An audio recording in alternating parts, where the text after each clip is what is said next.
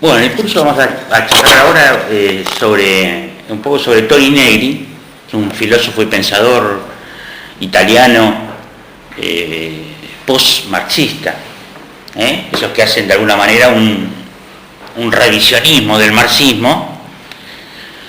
Les comentaba hace un momento en una charla informal, digamos, esto de que la frase famosa de Marx, ¿no?, que dijo una vez, si es por mí no soy marxista, porque no se hacía cargo de lo que los marxistas hacían en su nombre, ¿no? Y bueno, yo creo que para Toni Negri sería esta la frase, digamos, ¿no?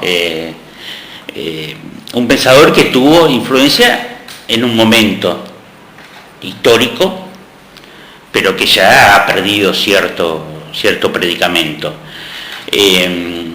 Como muchos políticos, pensadores, vienen de una izquierda radicalizada, ¿no?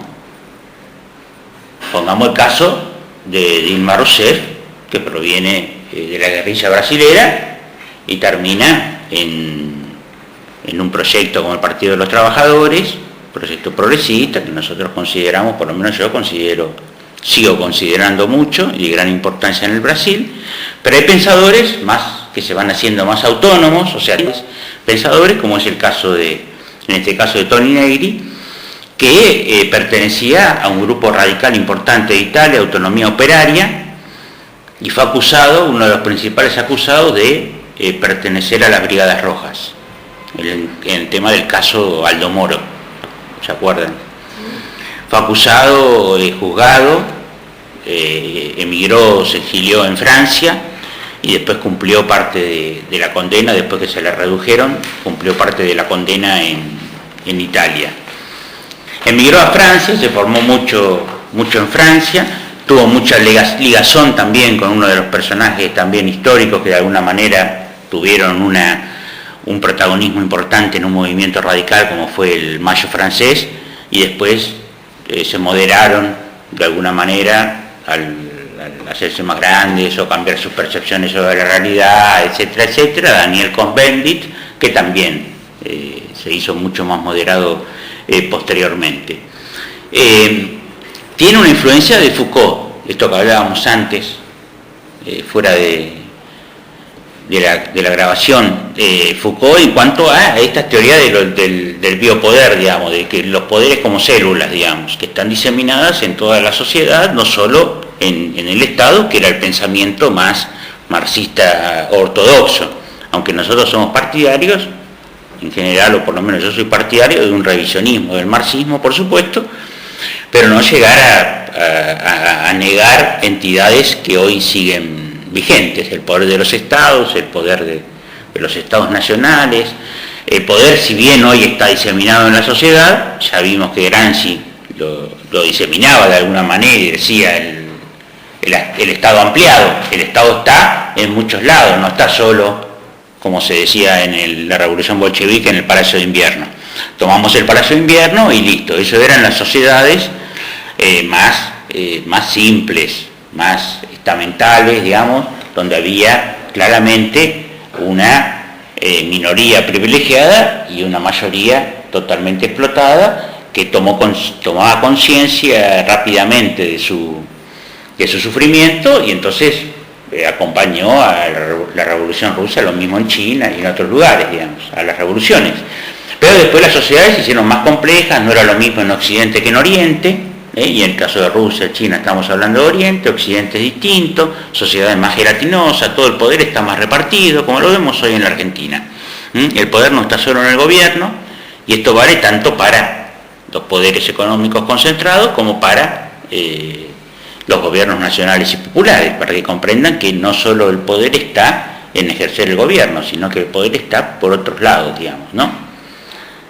Este principio básico, para sintetizarlo, de que estos 12 años de gobiernos nacionales y populares fueron medidas efectivas, importantes desde el Estado, pero hay una batalla en lo que llamaría Marx la superestructura, ideológica, cultural, de valores, de costumbres, de tradiciones, la religión está ahí también, etcétera, etcétera. Ahí hay una batalla, que en general llamamos ahora la batalla cultural, digamos, que es ahí un lugar donde hay que también dar una batalla no solo en la superestructura económica, digamos, aunque después la batalla del escenario final, Perry Anderson, que lo vimos la semana pasada, tiene un artículo que dice el escenario final de la batalla termina siendo económico, termina siendo la pelea por cómo se organiza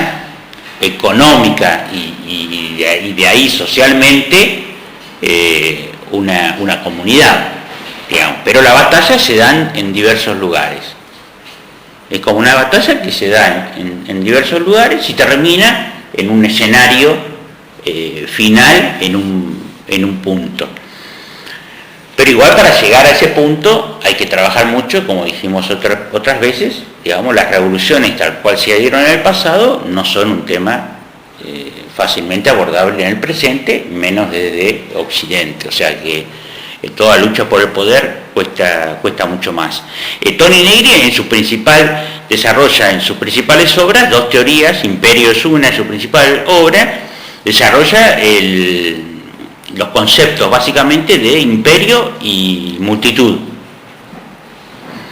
O sea, el imperio, esto que toma un poco de Foucault y lo lleva más allá, digamos.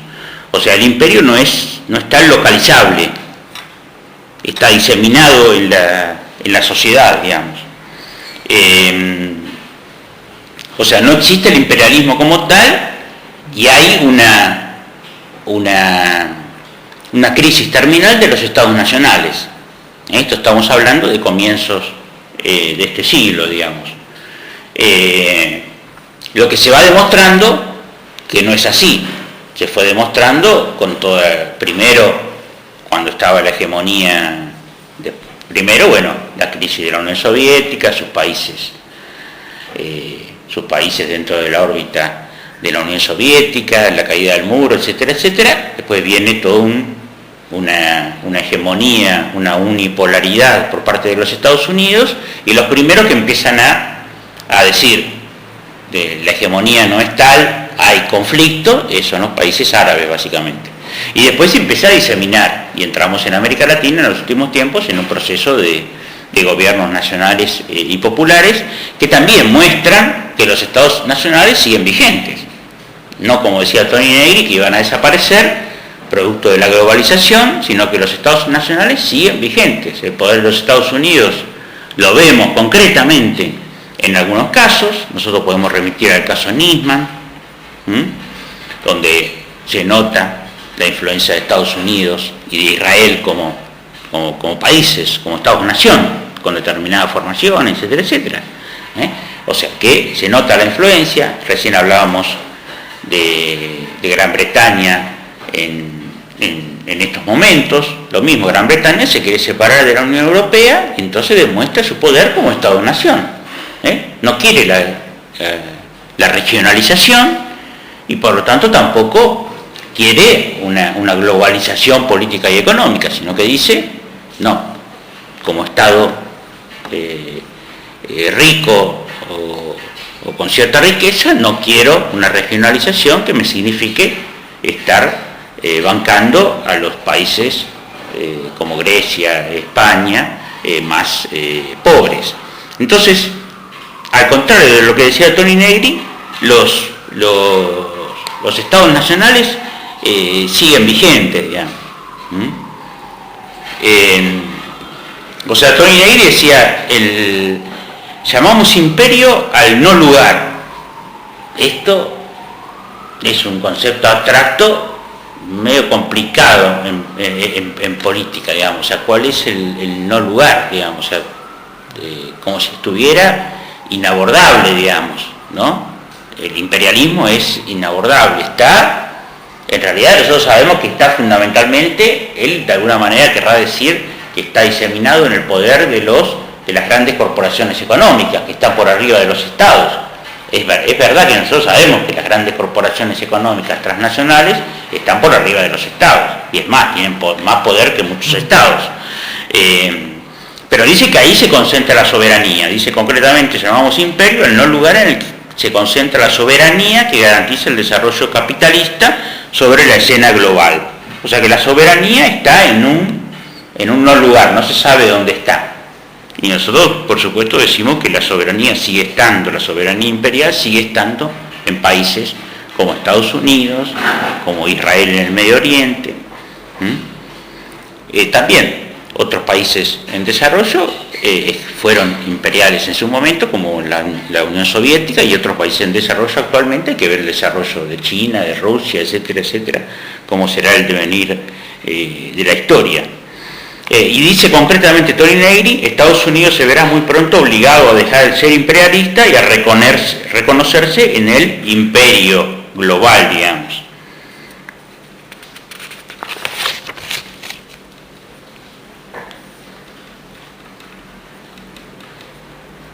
Esto a quienes estamos comprometidos de posturas nacionales, populares, de fortalecimiento de los estados nacionales, de fortalecimiento de la soberanía, a favor de la regionalización, pero también con fortalecimiento de las soberanías nacionales, nos es un ejercicio intelectual que de alguna manera da un paso atrás y nos hace lo que estamos haciendo, tratar de explicarlo para decir es un ejercicio abstracto que no se corresponde con la realidad, como habíamos hablado hace un rato. Se correspondió con un momento histórico que parecía que el devenir de la historia iba para ese lado y después fue para otro, ¿sí? Es como Toni Negri tuvo mucha influencia en el 2001 en la Argentina. Los que pensaban que el poder estaba diseminado en toda la sociedad, entonces que se vayan todos y que las asambleas iban a tomar el poder, o sea, un cuento chino en realidad que algunos nunca nos comimos, digamos, que el que se vayan todos no iba a ser tal, porque no había una organización social que reemplazara a esa clase política, sino que lo que había era una dispersión en general organizativa, y entonces muchos lo leyeron en el 2001 como digamos, en base a la frase, que después hay otros libros que la trabajan, que dice, bueno, tomar el poder sin tomar el poder. En realidad venía un poco ya, el subcomandante Marcos había hablado un poco de esto. Que también el subcomandante Marcos, de alguna manera, la historia mostró que quedó recluido en su Chiapas. Pero digamos, generó un tipo de organización y un tipo de gobierno. En Chiapas, claro, en Chiapas. Sí, claro, pero no tuvo, o sea, Chiapas no fue un modelo que se reprodujo, y llegó a cambiar el poder en México. Al contrario, el poder en México además fue derechizando cada vez más, como lo vemos actualmente. O sea, está bien, Chiapas es un lugar en el mundo, como dice la película, es un lugarcito en el mundo, bárbaro, pero no es un modelo que se reproduzca y cuestione el poder más concentrado, digamos. O sea, esto de tomar el poder, llegar al poder sin tomar el poder,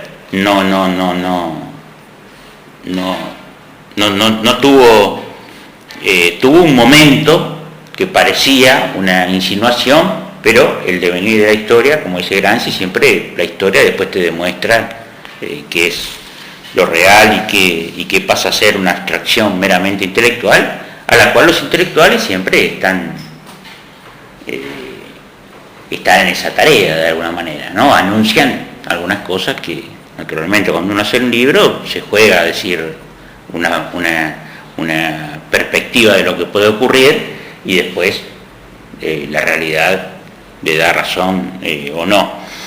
Y después otro concepto, para terminar, el concepto de multitud, entendido también como Gramsci habla de el príncipe moderno, el nuevo bloque histórico, que reemplaza el concepto de clases sociales de Marx, que solo hay dos clases, digamos. O sea, ya sabemos que no hay solo dos clases, esto lo vemos en Argentina, no hay solo dos clases, burguesía y proletariado, ya sabemos eso.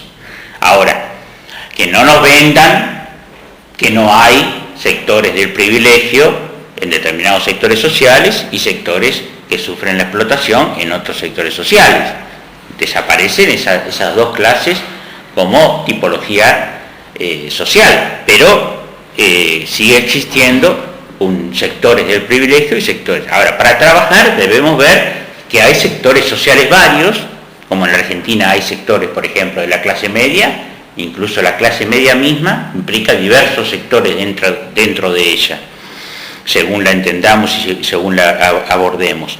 Ahora, Negri nos dice que esa especie de multitud ha reemplazado al sujeto clase obrera y además ha reemplazado al sujeto pueblo. Ese sujeto de los explotados y todo, después los gobiernos nacionales y populares llaman de alguna manera como el pueblo, digamos, los que están sufriendo, o sea, la mayoría popular que sufre las consecuencias de un sistema capitalista en los últimos tiempos más salvaje, o bueno, algunos me dijo salvaje directamente, para no decir, el capitalismo siempre es salvaje.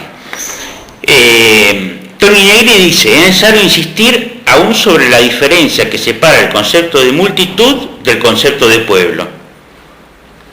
La multitud no puede ser aprehendida ni explicada en términos de contractualismo, o sea, no hay contractualismo, o sea, ya es como que él dice, no hay posibilidad, en realidad cuando habla de contractualismo, está hablando de alguna manera de modos organizativos, ya no hay posibilidad de modos organizativos, cada uno hace su vida y no hay posibilidad de organización. La multitud se expresa, como pasó en el 2001, se expresa así, anárquicamente, digamos, y puede pasar, y esto puede tirar el poder constituido, según diría Toni Negri, digamos, son las nuevas manifestaciones del escenario de la globalización, puede tirar el poder constituido.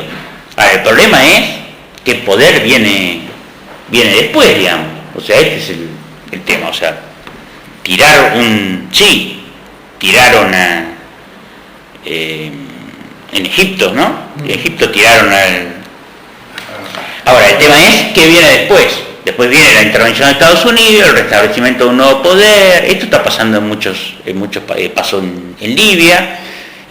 Se va Gaddafi, pero después viene otro poder, otra forma de poder que tendrá una transición, que por ahí le cuesta legitimarse porque es cuestionado, etcétera, etcétera, etcétera.